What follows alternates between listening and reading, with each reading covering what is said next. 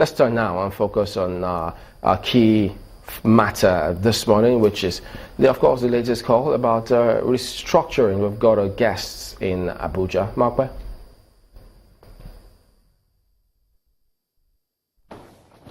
Well, thank you, Chamberlain. Joining us now to discuss the recent calls for restructuring and all the other matters surrounding it is the governor of Kaduna State, Malam Nasir El-Rufai. You're welcome to Sunrise Daily. Thank you, Makwe. Well, it's good to host you here in Abuja rather than Lagos.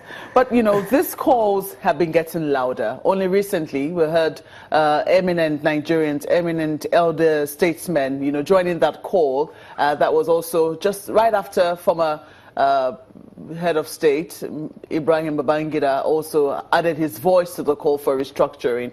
The All Progressive Governors Forum, have also, you know, joined that call for restructuring. But it was always in your party's manifesto. Why was it jettisoned?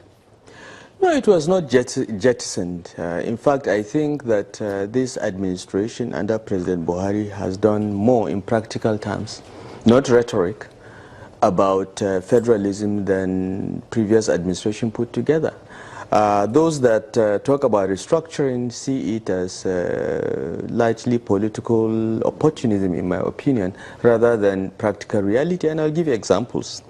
As state governments, we are now much more involved in economic policy making at the national level than ever. We meet every month under the auspices of the National Economic Council, and working together with the federal government, we chart directions of economic policy. That is part of shifting the federal-state balance. We have been involved in investigation of finances of the excess crude account. Things that were always hidden from state governments are now much more open. That is one practical step. Others include mining. The Minister of Solid Minerals, Excellency Fayemi, has done more in involving states in trying to exploit mineral potentials. Before this administration, licenses were issued for mining in Abuja, and you just see people drop in your state for mining. That has changed dramatically. Kaduna, for instance, has been working with the Minister of Solid Minerals very successfully to exploit our gold and nickel resources, and the federal government has put the state more or less in the front seat along with the federal government to do this. That is restructuring, but for a number in real terms. But for a number of people, that's not what they were looking for. What they were looking for is a situation where the federal government sheds weight. I mean, now we hear that National Assembly is moving to decongest the exclusive legislative list. Yes. They believe that the federal government is too top-heavy and it should shed weight. The APC agrees with that. As you said, it's in our manifesto. It's specific there that we are going to look at the exclusive list and do something about it. But what I'm trying to say is there are about 3 schools calling for restructuring. Mm-hmm. There are those that are just political opportunists. Okay? There are people that when in power did not believe in restructuring when they were at the federal government, but have now moved out and are calling for restructuring. There are those that genuinely believe that there is a need for us to look at our exclusive list and drop many of the items that are there. I'll just give one example. Yesterday at the Governors Forum meeting, we were asked to nominate 6 representatives to join a national minimum wage negotiating committee. National minimum wage should not be in the exclusive list. Okay, labor matters, yes, but you cannot fix a national minimum wage assuming that Lagos and Zamfara have the same income levels, and we don't have the data to be able to do differential minimum wage. So there are many issues arising from the unification decree of 1966 by Ironsi and progressively through years of military rule that need to be fundamentally addressed. And it is not an issue of conference or talk shop. We all know what the federal government should not be doing. The federal government should not be drilling boreholes in local governments. The federal government should not be doing primary health centers in local governments. But these things are all happening. Okay? There is a need for us to know that even the states, in an ideal situation, the state government should not be involved in primary education. It's a local matter. It's better, primary education is better managed at the community level. But because everything has broken down, we have Universal Basic Education Act that more or less places primary education responsibility on states. That is inappropriate. but perhaps understandable as a transitional arrangement until the local government's capacity picks up.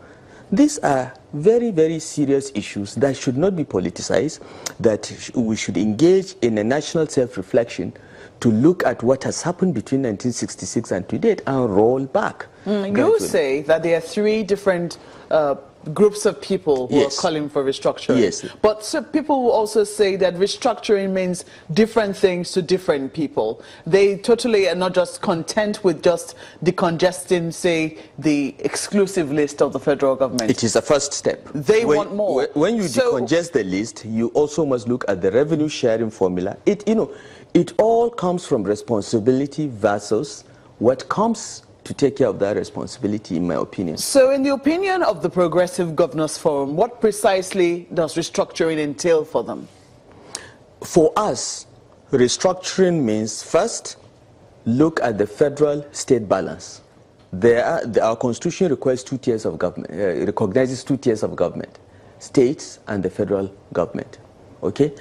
We look at the balance of responsibility and power between the two tiers of government and ensure that what is best done at state and local levels is devolved to the states. And what is best done by the federal government stays with the federal government. Okay? That is the first step. Second step, once that is agreed, the necessary steps for constitutional amendment should kick in because you need to amend the constitution. For instance, in our APC manifesto, we have committed to ensuring that we have state police because we believe that a centralized police system is inappropriate for a country as large and as diverse as Nigeria. We can have federal police just as in the US you have the FBI dealing with particular class of interstate and intrastate crimes, federal crimes. But most of the criminal law should be under the control of the states. So we should have state police. Now there are arguments that in the First Republic some regional governments abused the police. I would say that even today state governments are in a position to use the police to abuse political opponents because state governments carry the substantial burden of running the police in their states. Okay, so we need to look at this. So that's the third step.